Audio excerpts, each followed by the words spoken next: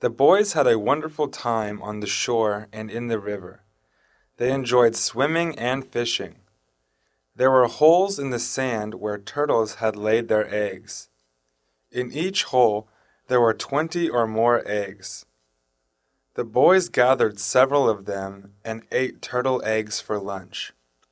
After lunch, they swam and played in the river again until they became tired. Then they rested, but soon they had nothing more to talk about. Then Joe looked sad. Huck was sad. Tom was sad, but he tried to look happy.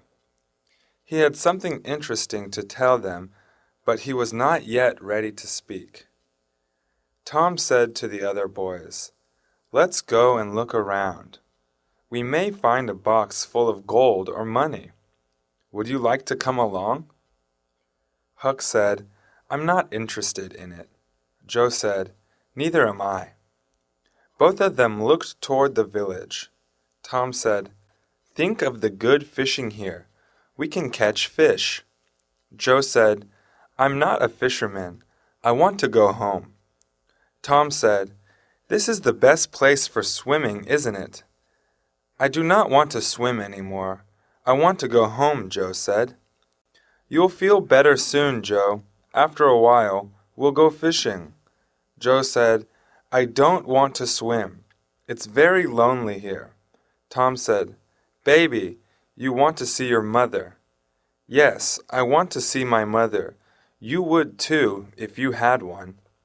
This made Tom very angry. Tom said, "You can go. We don't need him. Let him go." Then Tom turned to Huck. "You will stay with me, won't you?" Tom looked at Huck. Huck looked away. Huck said, "Yes." He did not seem very sure. Joe started walking toward the river to swim to the village. Huck said, "It's not much fun here anymore." "You go," said Tom. "I'm staying." Joe and Huck began walking into the water. Suddenly, Tom felt very lonely. "Wait!" Tom shouted. He ran after the boys. "I have something important and interesting to tell you." They stopped and listened to Tom's plan without saying anything. "What a wonderful idea!" they shouted with joy. The two boys said to Tom, "You should have told us about it earlier." That night, after eating some food, they wanted to smoke.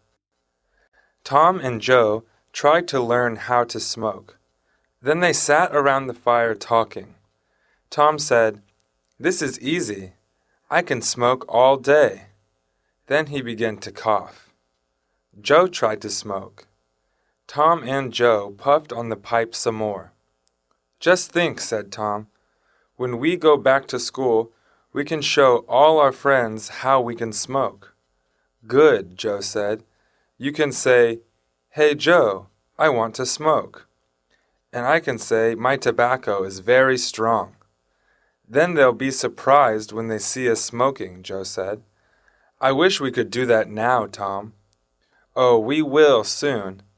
And then we can tell them how much fun it is to be pirates."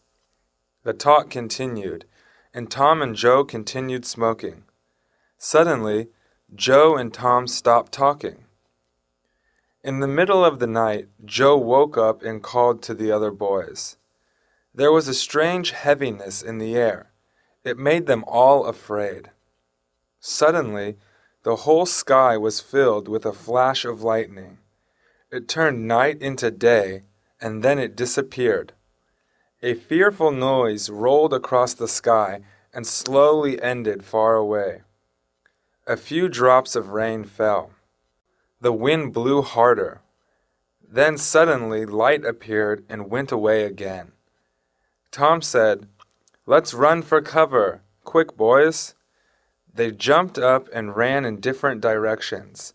The boys shouted, but couldn't hear each other over the storm. A heavy rain came down. It was a wild night, and the strong wind caught the old sail and carried it away. Trees fell. The winds blew harder, and the boys thought the island might be carried away. It was a terrible night for them.